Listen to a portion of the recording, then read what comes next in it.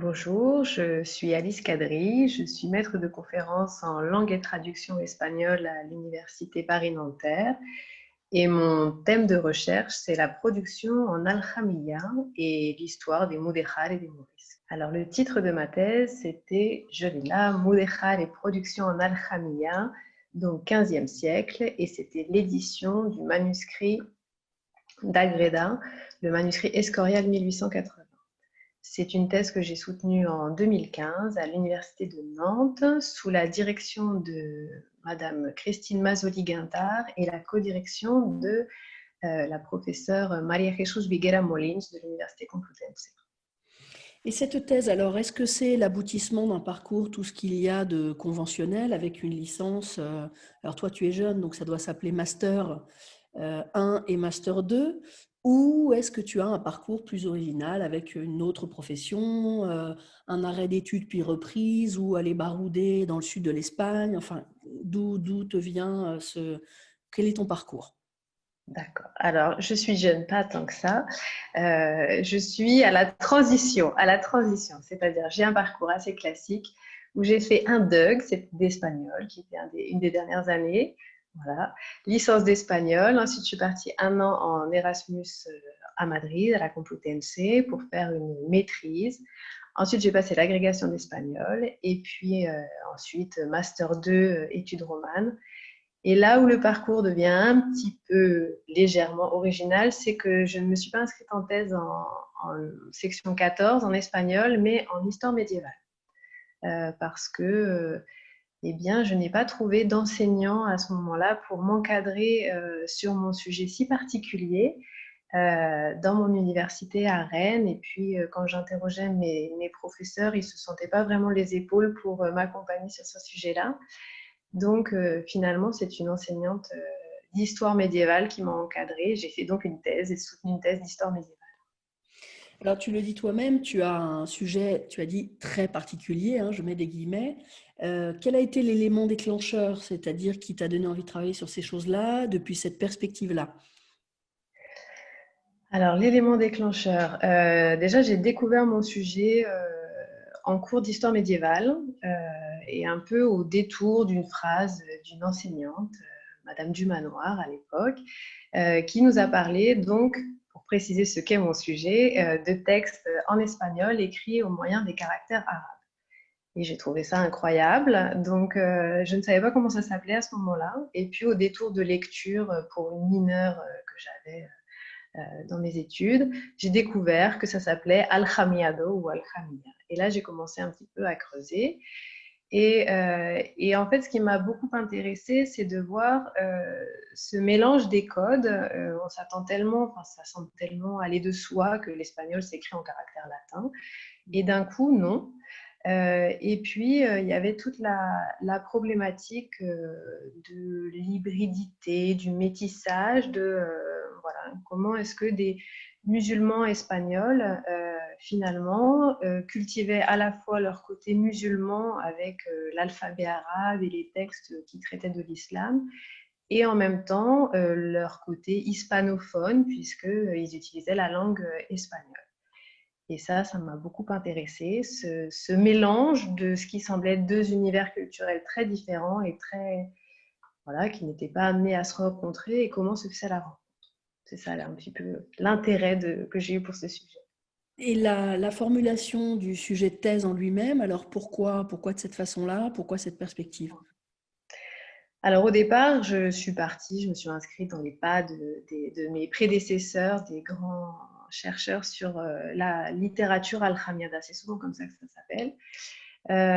Et donc, voilà, une approche plutôt littéraire. Et avec mon inscription finalement avec une enseignante d'histoire, ça m'a ouvert des perspectives sur l'histoire et le fait de considérer les sources de première main. Je considérais plus ces sources-là simplement comme des objets littéraires, mais plus un petit peu comme un objet historique. Et les textes, en fait, j'ai commencé à les percevoir d'une autre façon, plus comme des témoignages de l'histoire des mentalités, on pourrait dire ça comme ça, et pour la première fois des témoignages de première main des mudéjar et des morisques qui allait nous permettre de savoir ce que pensaient ces gens, comment ces gens vivaient les choses, ils vivaient leur identité, on va dire, depuis l'intérieur.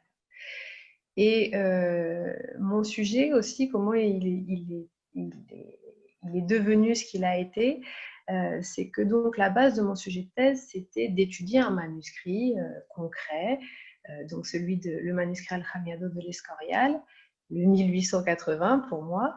Et en fait, j'avais déjà lu sur ce manuscrit qui était répertorié, tout le monde le considérait comme un manuscrit maurisque, donc de la fin du XVIe siècle. Et en travaillant dessus, je me suis rendu compte qu'il n'était pas du tout maurisque, mais qu'il était beaucoup plus ancien. Il était Mudéjar, donc de 1472. Ça veut dire que dans le contexte historique, c'était hyper important, puisqu'on n'était plus à un moment où on avait une inquisition qui surveillait des crypto-musulmans, mais en fait, on était à un moment où les musulmans espagnols avaient le droit d'être musulmans, ils pouvaient le dire ouvertement et on n'était plus dans cette obligation de se cacher. Et à partir de là, je me suis dit que c'était important de voir justement, alors, les Mudéjar, comment ils en étaient arrivés à cette combinaison Al-Jamiada, et puis surtout d'essayer de comprendre ces populations, pourquoi est-ce qu'elles utilisaient cette modalité de l'espagnol, et puis comment elles vivaient. Donc je me suis vraiment intéressée à un aspect, on va dire, historique, qui avait été délaissé. Et alors justement, tu viens de poser la question là, pourquoi elles utilisaient cette modalité de l'espagnol? C'était un politique avec plein de guillemets. Est-ce que c'était un affichage, une revendication? Alors au départ, en fait, il y a eu énormément d'hypothèses, pas les miennes, mais comme quoi c'était un petit peu pour dissimuler. Et puis finalement, avec le temps, on s'est rendu compte qu'on n'était pas dans cette dissimulation un peu romantique pour se cacher aux yeux de l'Inquisition, mais simplement, c'est beaucoup plus pragmatique. On est face à des populations qui sont hispanophones, qui parlent espagnol, donc toute la journée pour des choses aussi banales qu'aller faire leurs courses, ou voilà. Et c'est la langue qu'ils pratiquent tous les jours, c'est la langue qu'ils comprennent. Et l'arabe, qui est la langue sacrée, est une langue un peu perdue, qu'on n'utilise pas dans la vie de tous les jours. Donc en fait, ils ne sont pas en mesure de comprendre couramment. Et donc, ils délaissent un petit peu l'arabe au profit de l'espagnol. Néanmoins, ils ont quand même envie de maintenir, on va dire, un enrobage, une apparence d'islamité. Et ils conservent l'alphabet sacré, l'alphabet donc du Coran, qui est l'alphabet arabe. Et puis, il y a aussi un autre aspect qui pour moi est très, très important et que j'essaie un peu de travailler, c'est le côté enseignement. C'est-à-dire que l'idée, c'est quand même de pouvoir permettre la lecture du Coran, parce que c'est ça qui va permettre d'obtenir toutes les bénédictions, etc., religieuses. Or, pour lire le Coran, il faut savoir lire l'alphabet arabe. Et donc, si on écrit la langue de tous les jours, c'est pas un problème, mais si on l'écrit avec le bon alphabet, si on peut dire, on va l'apprendre, et donc après, on sera en mesure de lire le Coran en arabe, même si on n'y comprend rien, on sera quand même en mesure d'articuler les sons corrects et d'articuler les bonnes choses. Et puis, il y a un côté pratique aussi. À chaque fois qu'on a des extraits en bilingue, c'est-à-dire avec l'espagnol, l'arabe en langue originale, et puis la traduction espagnole au-dessus, c'est plus facile d'avoir le même alphabet parce que tout va dans le même sens, alors que si on mettait un côté en arabe et puis l'autre côté en alphabet latin, ça ne se rencontre pas et c'est pas facile pour mettre les traductions superposées. Donc voilà, donc en fait on a beaucoup de raisons qui sont très pratiques pour l'utilisation de cet alphabet arabe. Et alors, est-ce que c'est un usage qui est aléatoire ou systématisé?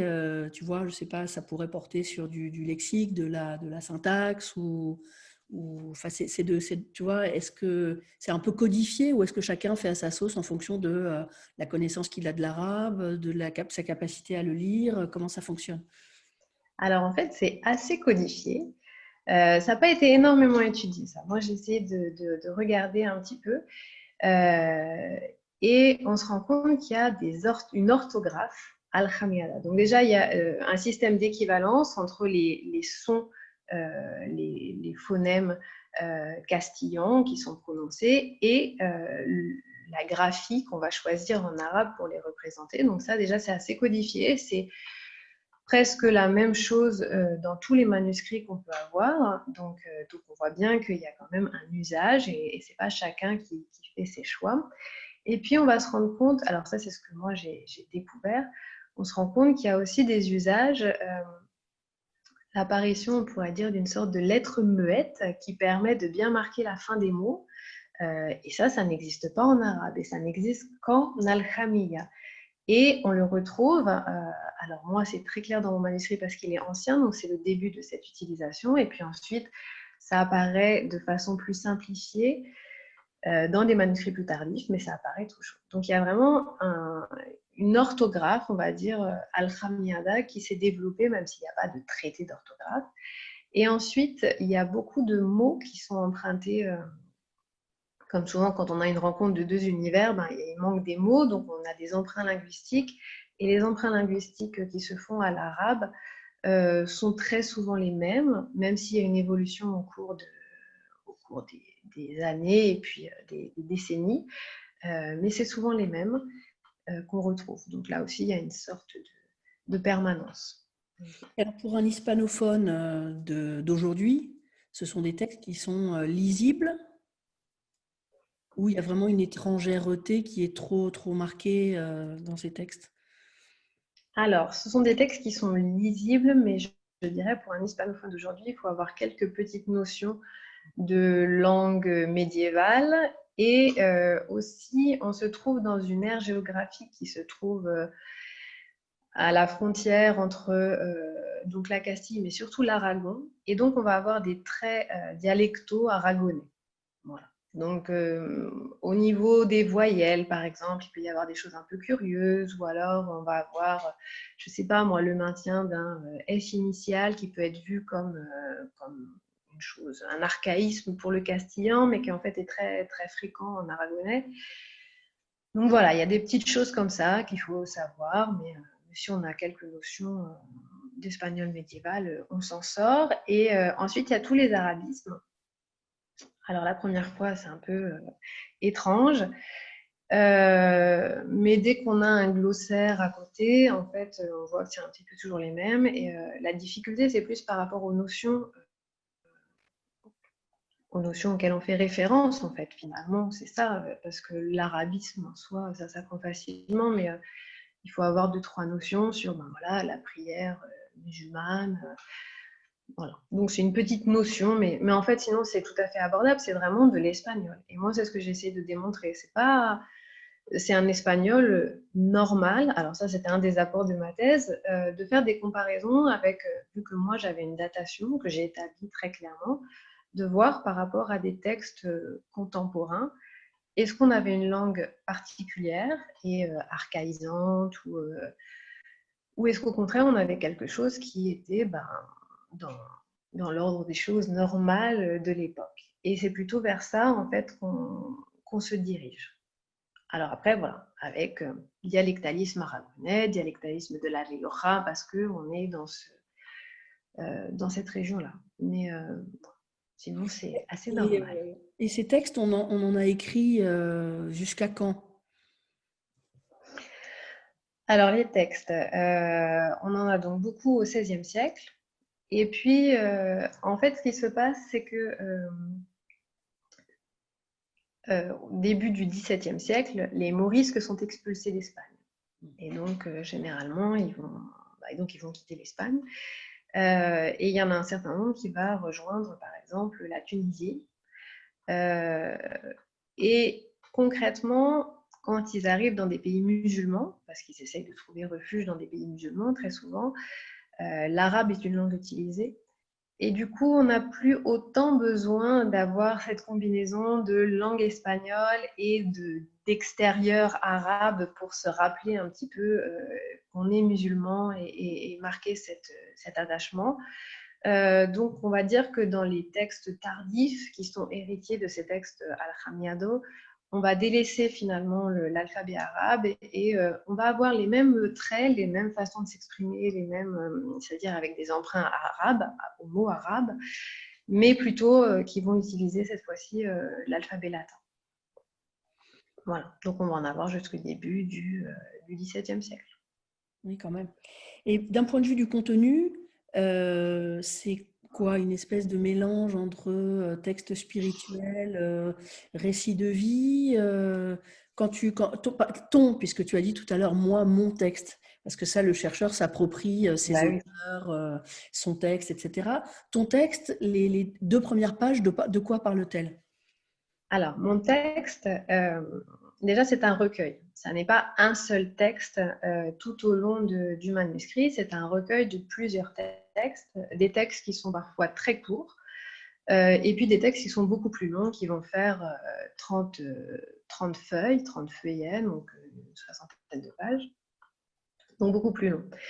J'ai des textes de nature très différente parce que j'ai des textes qui sont poétiques et pour lesquels j'ai montré qu'en fait c'était des textes, par exemple le premier c'est un sermon pour la fin du Ramadan, donc qui était dit par l'imam lors du prêche de la fin du Ramadan et voilà, devant toute la communauté de son village. Et c'est dit néanmoins de façon en vers, rimé. Et là, il y a clairement une idée de transmission des contenus et d'utiliser la rime en fait pour essayer de faire en sorte qu'il y ait une meilleure mémorisation. Ensuite, on a des textes très différents, un peu plus loin dans mon manuscrit, pardon. On va avoir là par contre des prières qui ne sont pas obligatoires, mais qui sont un petit peu optionnelles, mais qui apportent une bénédiction supplémentaire. Là, clairement, il ne s'agit pas forcément de les lire de façon publique, quoique. Et puis à la toute fin, on va avoir un très très long texte en fait, où là très probablement c'était pour être lu, mais peut-être pas d'une traite parce que c'est trop long, mais ponctuellement, où là en fait on a des conseils moraux sur comment bien se comporter. Et alors c'est une façon très particulière en fait d'organiser le texte. On commence toujours par Ya Ali, donc qui veut dire Ô Ali. Ali c'est le gendre du prophète Mahomet et son cousin aussi.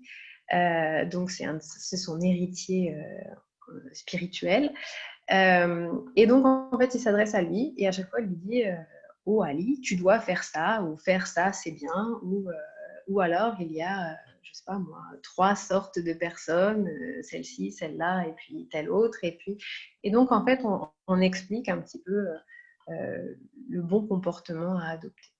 Voilà. Après, il y a des textes. Donc, moi, ce que j'ai vu dans mon manuscrit, c'est qu'on est plutôt sur des textes qui ont servi à un imam, qui sont des textes qui vont être dits à la communauté pour essayer de les instruire. Il y a d'autres manuscrits qui sont très différents. Ça peut être des recueils juste de prières. Moi, j'ai rien du tout sur la liturgie. On n'explique pas du tout comment est-ce qu'on fait une prière, est-ce qu'on doit se pencher, se relever, à quel moment. Moi, j'ai pas du tout ça. J'ai juste les textes avec le fond des choses qui doivent être dites, et la liturgie, elle devait apparaître ailleurs. Et puis on a aussi des textes qui parfois sont un peu plus des textes fictionnels, un peu plus littéraires, avec voilà, héritiers un peu des. C'est pas vraiment des romans de chevalerie, mais on reprend les grands personnages de l'islam et la grande geste des premiers temps, des premiers personnages de l'islam, et donc on raconte voilà, leur conquête. Donc là, ça ressemble un peu dans l'esprit à des choses de chevalerie, puisque c'est un peu de l'aventure. Bon, mais néanmoins, il y a quand même la dimension morale qui est très présente. Bien sûr. Voilà un peu le Et, panorama. donc, si je résume, tu vas me dire si j'ai bien compris. La thèse de ta thèse, ce que tu voulais démontrer dans ta thèse, c'est que cette langue est une langue littéraire, qu'elle s'organise autour d'un système et que, en somme, c'est une langue normale, si j'ai bien compris. Oui, Donc, tu oui. voulais voir le périmétrage, le balisage de cette normalité. Eh bien oui, en fait, moi, ce qui m'a beaucoup étonnée quand j'ai commencé à travailler, c'est sur cette question de la production en alchimia, c'est que constamment, on disait donc tout le temps, c'est Maurice, et on répétait tout le temps cette espèce d'idée un peu romantique qu'ils étaient cryptiques, donc on était dans du crypto-islam, on se cachait, et surtout aussi qui n'étaient pas du tout intégrés, qu'il y avait des archaïsmes de la langue, qu'il y avait des arabismes, donc vraiment ils étaient dans la culture de quelque chose de presque sectaire, et on cultivait beaucoup cette idée-là. Et en me rendant compte que finalement, déjà, mon manuscrit n'était pas du tout mourisque, mais était modéral, déjà tout ce qui était qualifié d'archaïsme n'en était pas. Et j'ai commencé aussi à me dire, et en plus, est-ce que véritablement ces archaïsmes en étaient, et en est l'ancrage géographique? Et je me rends compte, en étudiant du coup des textes aragonais, de la région, que non. Et donc, j'ai commencé cette réflexion-là, et je me rends compte effectivement qu'on est sur des textes qui sont normaux, et ça donne un éclairage assez différent en fait sur les populations. On ne les voit pas comme une population forcément repliée sur elle-même. Ça arrive peut-être à certains moments et dans certaines occasions, mais pas nécessairement. Et ensuite, l'autre travail que j'ai essayé d'effectuer, c'est de resituer ces textes dans l'histoire plus générale de ces textes et d'essayer de voir au moment de l'écriture de ces textes, est-ce qu'on essayait vraiment d'être sur une position renfermée ou pas? Et quand on voit qu'on est capable, que ces musulmans sont capables de faire de la poésie selon les principes du Mester de Clerecía, donc avec ce même type de vers, en fait, ils sont plutôt au courant de ce qui se fait. Et, et moi, j'ai beaucoup aimé travailler sur l'évolution des versions postérieures, et ça a été très éclairant, parce que je me suis rendu compte que aussi sur l'emprunt, les emprunts, les arabismes, eh bien, ça ne se fait pas. On n'est pas dans la recherche forcément de l'arabisme pour montrer qu'on est musulman et arabe. Dans des textes assez anciens, donc comme celui que j'ai étudié, on n'a aucun problème pour désigner le diable à utiliser par exemple le mot diablo, qui pourrait pourtant avoir l'air espagnol, donc lié à la chrétienté. Et ce qui est très amusant, si on peut dire, c'est que dans des textes plus anciens, sur toute une série d'arabismes, on va simplifier en espagnol, mais par contre, on va utiliser des formulations proprement islamiques pour se faire un petit vernis islamique et dire non, non, mais si, on est bien toujours musulman. Donc en fait, on voit aussi une évolution, grâce aux outils de la philologie, on voit une évolution aussi dans la perception qu'ils ont de cette langue. Dans les textes les plus anciens, je pense qu'il y a un rapport très apaisé avec le fait de parler espagnol et d'être musulman en même temps. Et dans des textes plus tardifs, alors là, il y a un peu plus de conflits, et on essaye de pallier ce qui est en train de devenir un manque. Très Voilà ce intéressant. que j'ai essayé Très d'étudier. oui. Alors, mis à part le rôle de ta directrice, on a bien compris qui, elle, t'a amené vers l'histoire, c'est-à-dire vers une approche peut-être moins, alors tu as dit littéraire, peut-être moins formelle, puisque tu as bien voulu rattacher cette langue à un territoire, à une histoire. Mais alors, en dehors d'elle, est-ce qu'il y a des gens qui ont joué un rôle important, que ce soit dans la sphère universitaire ou dans la sphère personnelle, pour te permettre d'aller au bout de ce travail? Alors, il y a ma directrice et puis aussi ma co-directrice de la Complutense, que j'ai peu vue parce qu'elle était à la Complutense. Mais je crois que les quelques fois où je l'ai vue, dont une fois où elle m'a dit de toute façon l'important est de faire une thèse excellente, quel que soit le fait que tu sois, enfin, peu importe que tu sois inscrite en histoire ou en espagnol, voilà. Ça, c'est resté gravé très fort, donc ça m'a bien imprégné. Les autres personnes, eh bien, il y avait une collègue espagnole, Ana Echevarría, qui a travaillé qui travaille d'ailleurs sur les mudéjar.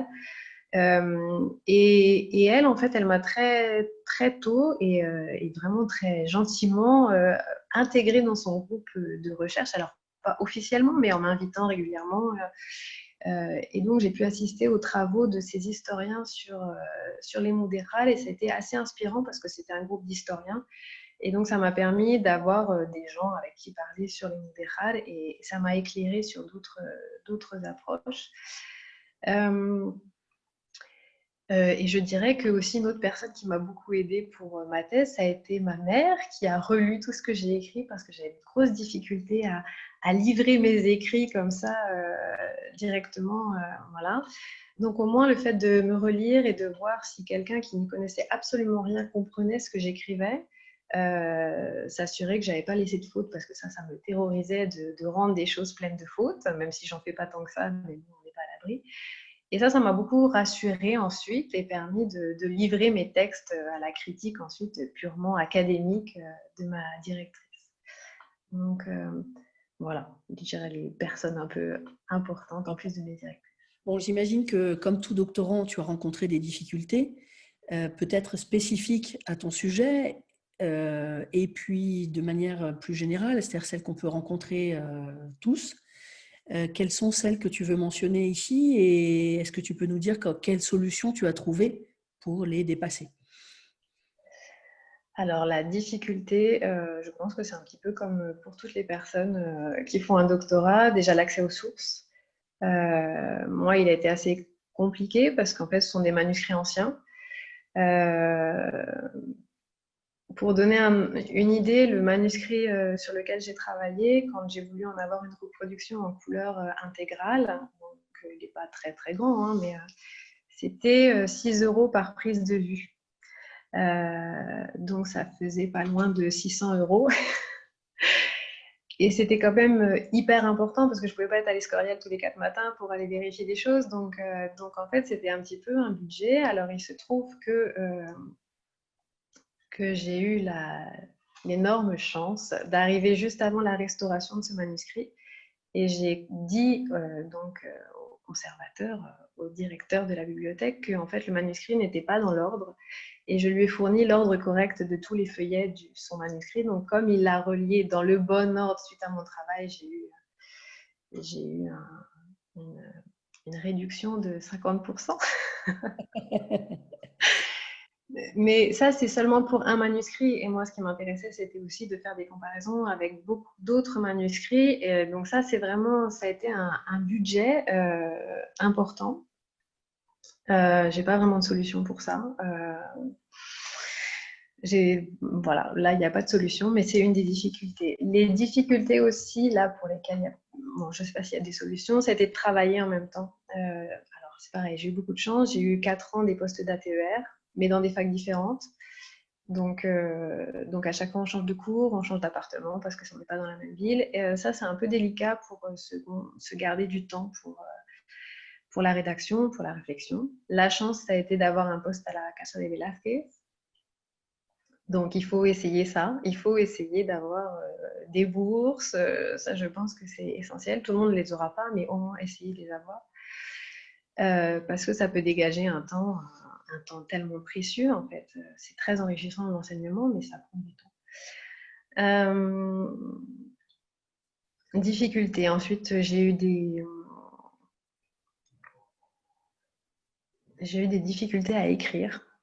Ah oui. La rédaction, ça a été très difficile pour moi. C'est-à-dire que ça a été mettre par écrit et rendre les choses de façon définitive. À chaque fois qu'il a fallu parler de ma thèse, je n'avais aucun problème. Mais la mise par écrit, ça a été difficile. Et je pense que la petite phrase de « il est important de faire une thèse excellente », ça a rajouté un tout petit peu de pression à celle que je me mettais déjà naturellement moi-même.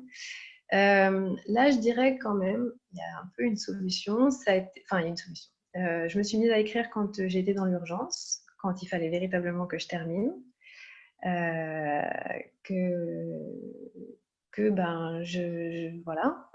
n'allais pas pouvoir avoir d'années supplémentaires. Donc ça m'a aidée d'être dans l'urgence.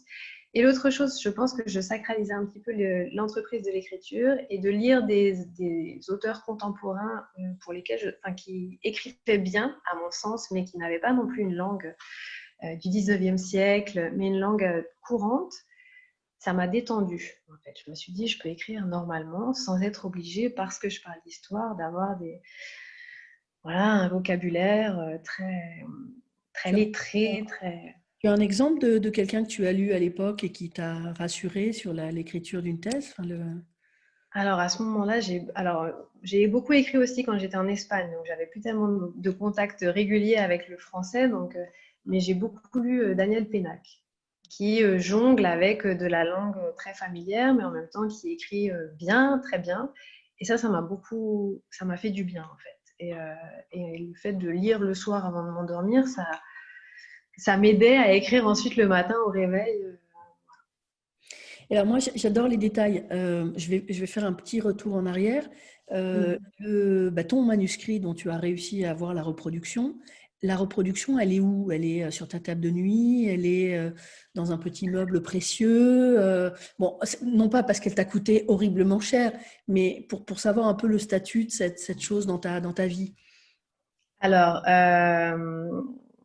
bon, là, ça commence à faire un petit peu longtemps, donc un petit peu quand même. À ce moment-là, alors c'était la reproduction en couleur, elle était en version numérique, donc elle était dans mon ordinateur. Mais clairement enregistrée à plusieurs endroits différents. Et puis, oui, non, à un moment donné, quand j'étais en train de faire les transcriptions, ça m'est arrivé de faire des journées à 17h, et 17h, j'étais en train de le regarder. Je l'ai imprimé aussi pour l'avoir en version papier, parce que des fois, je n'avais pas mon ordinateur sous la main. Donc, non, non, on vit avec. On vit avec. Et, après, il y a le bonheur aussi d'aller un jour le consulter en vrai, de le toucher pour de vrai. Et ça, c'est hyper impressionnant et hyper chouette après avoir travaillé dessus. J'imagine. Oui, ça doit être une partie de toi tout en étant très loin. Parce que moi, quand je veux me replonger dans les García Márquez, il suffit que j'ouvre ma bibliothèque. Donc, Ah j'imagine oui. que ça sacralise encore plus le rapport à ton objet d'étude. Et alors, bon, un jour arrive la soutenance, y compris pour les gens comme toi, qui travaillent sur des bouquins qui sont difficiles à trouver. Et alors, est-ce que tu peux commencer par nous dire qui étaient les professeurs qui composaient ton jury? Alors, mon jury, il a été composé de beaucoup de personnes. Donc, déjà, il y avait mes deux directrices, donc ma directrice Christine Mazzoli-Guintard, et puis ma co-directrice espagnole María Jesús Viguera. Ah oui, je n'ai pas précisé, ma co-directrice, elle était arabisante, histoire d'avoir voilà, un panorama encore plus varié. Et donc, dans mon jury de thèse, quand même, j'envisageais quand même d'enseigner en espagnol. Donc, j'ai été chercher quelques membres de la section 14. Alors, j'avais donc Frédéric Al-Chalabi de l'Université de Nantes, qui est un maître de conférence en histoire médiévale. Donc là, il était dans mon université, prof d'espagnol. Amaya Arizaleta de l'Université de Toulouse, qui est médiéviste et qui avait encadré des thèses, je crois, avec des éditions de textes. Donc voilà, je m'étais dit que même si elle ne travaillait pas sur la littérature, la production en alchimia, il y avait toute cette question d'édition de textes. Marisol Ortola, qui était de l'Université de Lorraine, qui, elle, travaillait sur une période un peu plus tardive, plutôt donc l'époque des Mourisques, mais qui avait travaillé sur un voyage en Turquie, me semble-t-il, l'édition d'un voyage en Turquie, donc avec le contact de culture, donc elle aussi hispaniste, et puis elle dirigeait à ce moment-là le projet de recherche Aliento sur les énoncés sapientiaux, donc les petits énoncés de morale, et leur passage en fait parmi les différents, leur circulation dans toutes les différentes cultures de l'Espagne médiévale notamment. Et puis, les rapporteurs, c'était Araceli Guillaume Alonso, donc de l'Université Paris-Sorbonne, qui, elle, n'avait pas pu être présente le jour de ma soutenance, et Pascal Burezi, un historien d'histoire médiévale, CNRS, qui, lui, avait édité en fait des documents du Moyen-Âge et fait tout un travail sur l'édition, et qui est un grand arabisant aussi. Donc, ça me permettait d'avoir des hispanistes, des historiens en espagnol, en arabe, enfin voilà, un petit peu de tout pour essayer de juger mon travail. Et quel souvenir gardes-tu de cette journée? Alors, moi, j'ai soutenu dans un contexte un petit peu particulier, puisque j'ai soutenu le 14 novembre 2015, c'est-à-dire le lendemain des attentats du Bataclan.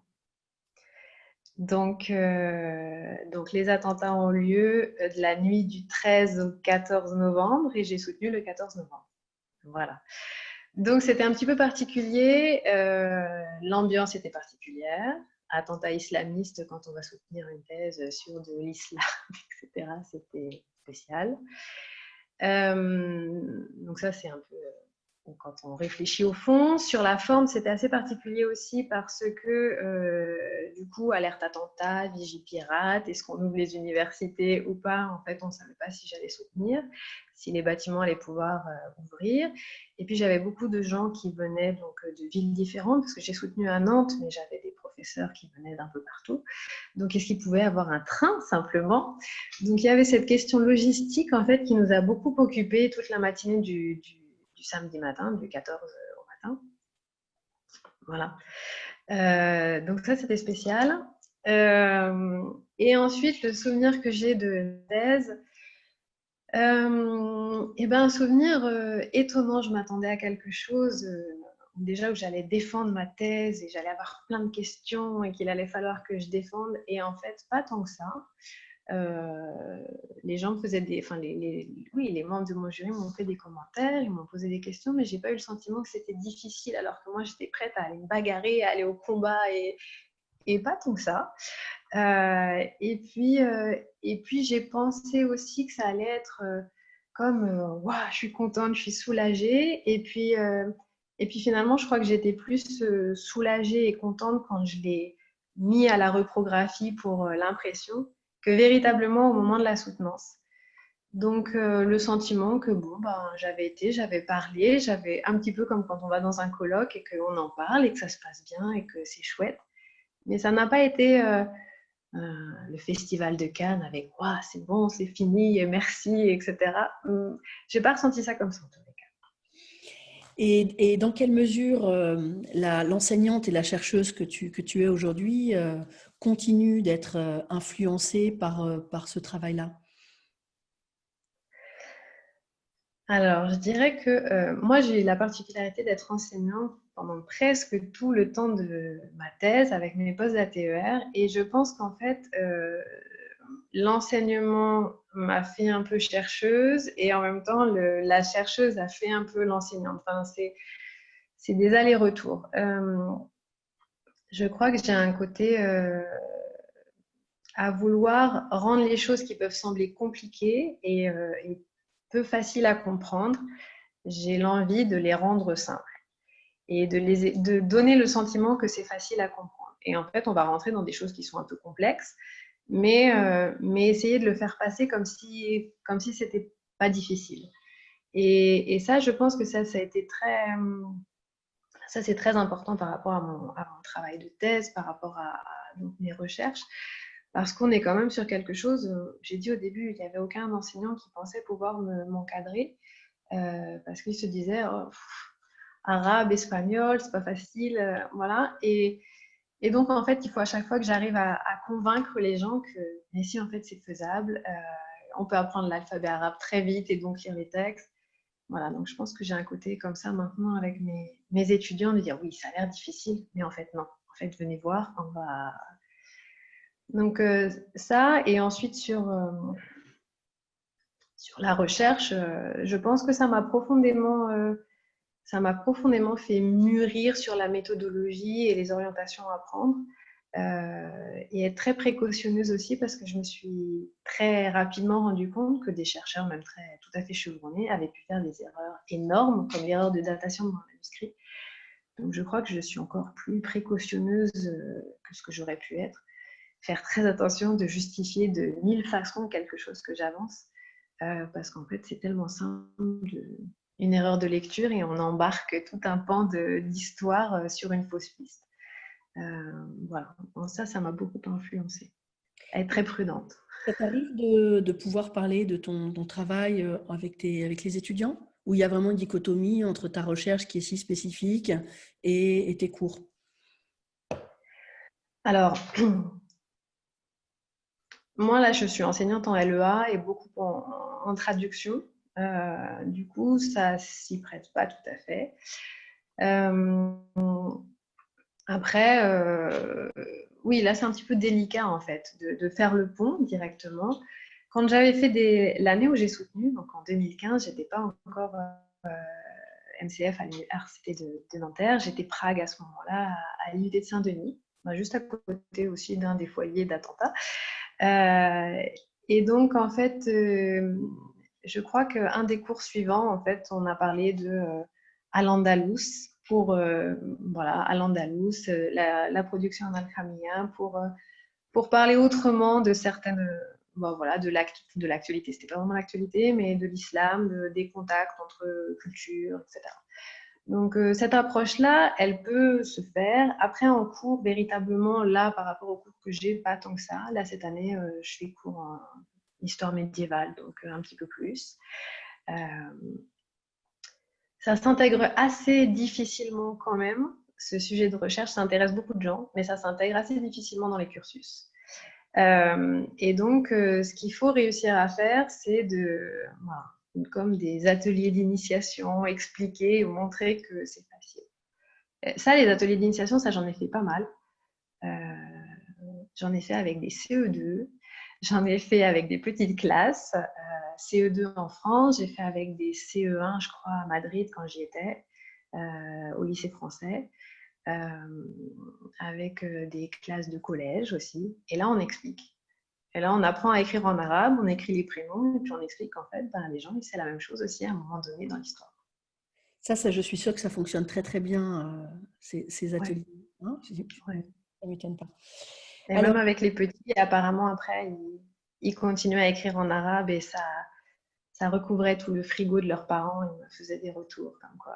c'est excellent. D'abord, les enfants sont beaucoup plus plastiques que nous, et puis ça a un côté, tu as l'impression d'avoir un super pouvoir, d'être capable d'écrire déjà dans une autre langue, mais alors là, c'est tellement différent que, bah oui, bien sûr, je comprends que ça ait marché. Et alors, tu m'as dit tout à l'heure, j'ai relu un peu ma thèse avant l'entretien. Est-ce qu'il faut que j'en déduise que depuis 2015, elle prend la poussière et que tu ne l'as plus jamais ouverte? Donc, pas Un relue. petit, un petit peu. En fait, ma thèse, j'ai eu envie enfin, je l'ai réexploitée dans des colloques, ça c'est sûr. J'en parle, je la présente. Après, j'ai une difficulté, c'est pour la publication.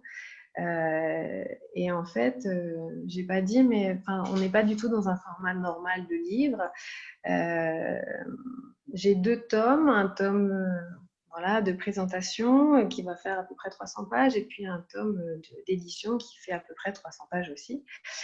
Et c'est un objet un petit peu non identifié parce qu'il n'y a pas vraiment une thèse à défendre, il y a aussi beaucoup une réflexion sur comment l'historiographie, elle a créé ce mythe un petit peu de l'alchamia comme une création morisque. Et puis après, il y a tout ce que moi je déconstruis ensuite, et puis l'analyse vraiment du texte. Donc, il y a beaucoup de choses dedans. Et j'ai pas encore réussi véritablement à trouver l'articulation pour publier ma thèse. Euh, il y a plein de pistes de recherche, ça c'est sûr, à explorer, mais la thèse, l'objet thèse, et réussir à en faire quelque chose, est-ce que je la coupe en petits morceaux ou est-ce que je la publie ou comment, j'ai pas encore trouvé tout à fait la solution. Donc, elle a un petit peu pris la poussière. Tu réfléchis. Ouais. Est-ce que tu as des conseils à donner à de jeunes doctorants? Alors, par rapport à l'écriture, j'ai dit tout à l'heure, hein, je pense que lire des gens qui écrivent voilà, qui écrivent d'une façon qu'on aime, ça peut aider et d'une façon qui ne, voilà, qui n'impressionne pas, qui ne vous impressionne pas. Ça peut aider. Moi, je trouve que ça a aidé. Et après, je ne devrais pas le dire, mais je dirais que si on a envie de procrastiner parce qu'on se sent trop impressionné, il faut procrastiner utile. et, euh, et en fait, procrastiner utile, en fait, ça prépare l'après-thèse. Mais par exemple, moi j'étais enseignante à TER pendant 4 ans, donc ça fait quand même une expérience dans l'enseignement qui n'est pas négligeable.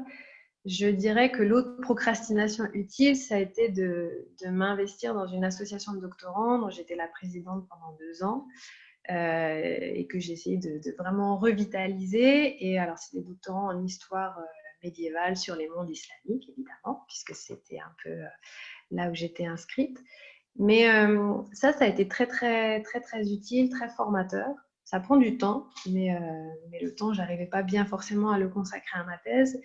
Et ça a été très utile parce que d'être en contact avec finalement d'autres doctorants, avec des enseignants, que d'organiser des rencontres, de faire un site web, de faire toute la veille bibliographique pour alimenter le site web. On est au courant de ce qui se passe et ça nous nourrit en fait. Et je pense qu'in fine, c'est utile pour soi, pour s'enrichir au moment de l'écriture. Et puis, pour la suite, c'est utile aussi parce que ça fait des expériences différentes. Ça fait qu'on est capable de... Voilà, on a un certain réseau et puis on est aussi capable de faire des sites web, tout un tas de choses, d'organiser des choses. Donc, voilà. C'est pas bien de procrastiner, mais si on procrastine est utile. Alors, il y a un conseil sur lequel tu vois, regarde, je fais l'impasse, il y a un blanc, c'est écrivez au dernier moment au pied du mur. Ça, je retiens pas. Et je ne l'ai pas redonné. Hein. Tu as vu Mamou, désapprobatrice, ne donne pas ce conseil aux doctorants. Non, et je ne l'ai pas donné. J'ai dit, il faut au contraire trouver des gens qui vont vous aider à écrire. Alors, pour finir, est-ce que tu peux nous lire la première phrase de ta thèse et nous en faire un commentaire, s'il te plaît? Ah, donc de l'introduction. De l'introduction. Si tu en as besoin de 2 ou 3 phrases pour que ça fasse une unité cohérente, vas-y.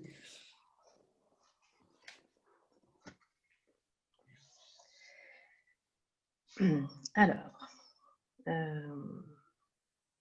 bon, on verra. Déjà en licence, la nouvelle de l'existence de manuscrits en langue espagnole rédigés en caractère arabe, dont on découvrira plus tard qu'ils recevaient le nom de manuscrits al-Jamiado, nous avait fascinés. Peut-être car elle remettait en cause des équations aussi simples que langue espagnole égale alphabet latin, dérivant de l'origine latine de l'espagnol. Je vais avancer un peu. Les cours de linguistique nous avaient certes enseigné que depuis Saussure, le signe linguistique est arbitraire, mais soudainement, cet arbitraire prenait corps. Voilà. Et je peux m'arrêter là, ou je peux lire le paragraphe en entier. Vas-y. Alors, je continue. Et même si les professeurs de dialecte égyptien nous faisaient prendre le cours en alphabet latin, de peur qu'on ne maîtrise pas suffisamment l'alphabet nouveau, le brusque renversement de perspective venait questionner une série de pratiques quotidiennes et de conception du normal. Pourquoi choisir un alphabet plutôt qu'un autre? Quel sens avait ce changement? Et quelles connotations supposait-il? Voilà, et là je m'arrête là. Je crois que ça c'était... Donc mon introduction c'était un petit peu pour rentrer dans cet univers un peu particulier et initier à ce qui moi m'avait étonnée et en même temps un peu émerveillée à ce moment-là de se dire que oui, il y avait d'autres choses possibles. Et ça a aussi commencé à me faire questionner ce rapport du normal, qu'est-ce qui était normal, et puis se rendre compte aussi que bah oui, il y avait plein de combinaisons possibles et qui pouvaient nous sembler tout aussi normales. Moi, quand j'ai pris des cours d'arabe, c'est vrai que les profs d'égyptien, en fait, ne savaient pas écrire en alphabet arabe, mais en alphabet latin, l'égyptien, alors que c'était de l'égyptien. Et donc, finalement, il y avait plein de combinaisons possibles. Et pourquoi choisir l'une plutôt que l'autre? Pourquoi se décanter pour celle-là ou voilà, pourquoi il y en a une qui s'impose et pas l'autre? Qu'est-ce que ça suppose et qu'est-ce que ça veut dire? Et ça, c'est un peu le début des questionnements. Et alors, je remarque aussi quelque chose qui est peu fréquent dans une attaque d'introduction. C'est, alors tu dis bien nous, mais on voit bien qu'il y a une implication de la personne, de la chercheuse que tu étais, que tu es, à l'intérieur de ton travail. C'est une aventure, l'enquête sur un manuscrit, etc. Mais on voit bien que c'est une aventure personnelle aussi. En tout cas, c'est comme ça que je le perçois dans ton premier paragraphe. C'est totalement ça. Et ça m'a été dit aussi en soutenance voilà, que j'avais aussi une façon de rédiger un peu particulière. Où on me suivait un peu et que toute ma première partie en fait où j'essaie de voir comment est-ce que la discipline s'est construite des études de Al-Khamiada, c'est un petit peu un genre d'enquête que je mène et voilà. J'ai eu du mal en fait à aborder les choses de façon comment dire théorique ou... Pardon? Dépersonnalisé, tu veux dire? Oui, dépersonnalisé parce que en fait, ça aurait impliqué d'avoir une position un peu théorique et absolue. Et en fait, je n'arrivais pas du tout à avoir cette position-là puisque euh, j'arrivais très modestement. Finalement, le fait de dire je, ça n'était pas le contraire de la modestie. C'était vraiment pour dire c'est très modeste. C'est j'arrive et je vais me rendre compte d'une erreur. Et je suis en train de voir est-ce que c'est ponctuel, est-ce que c'est voilà comment faire et ça n'est que mon avis et que mon travail et on va voir si ça nous mène plus loin. Et, euh, et quand on se rend compte que par exemple le manuscrit sur lequel on travaille il a 100 ans de moins presque et que ça remet en cause un certain nombre de choses, je n'arrivais pas à dire oui bah tout ce que les autres ont fait ça ne va. Je me disais juste bon ben voilà je constate ça et je vais essayer de construire quelque chose et on va voir. Euh, oui, c'est un peu comme une aventure. Donc je l'ai amorcé comme ça et c'est comme ça que je l'ai présenté aussi dans la suite des choses de ma thèse. Alors, une dernière question, sur quoi est-ce que tu travailles aujourd'hui? Est-ce que tu es toujours avec ton manuscrit ou tu es parti sur d'autres choses, d'autres textes, d'autres thématiques? Qu'est-ce qui t'occupe? Alors, ce qui m'occupe, je dirais que la base de mon travail, ça a été de développer une méthode d'analyse de ces textes.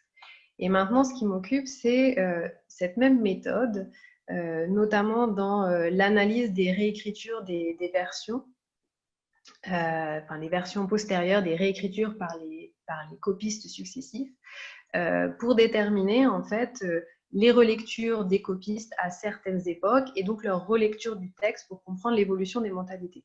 Donc ça c'est une des choses qui m'intéresse hein, pour un peu essayer de m'approcher de ce monde mudéjar humorisque, mais avec ces sources qui sont de première main, difficiles à exploiter pour l'historien, mais comment réussir à en faire de l'histoire.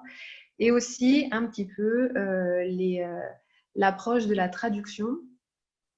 Les traductions de sources arabes, comment est-ce qu'on traduit et l'intérêt des traductions et de ces notations en bilingue pour l'enseignement de l'arabe. En fait. Comment ces documents qui sont parfois en, oui, en version bilingue servaient de support d'enseignement. Donc voilà un peu les pistes que j'explore. Eh bien, merci beaucoup Alice pour cet entretien passionnant et je vais te rendre à ta vie de confiné malheureusement et donc j'imagine très occupée avec des cours en ligne, etc. C'est vrai. Et ben, merci beaucoup. Merci pour l'invitation, en tous les cas. Je t'en prie.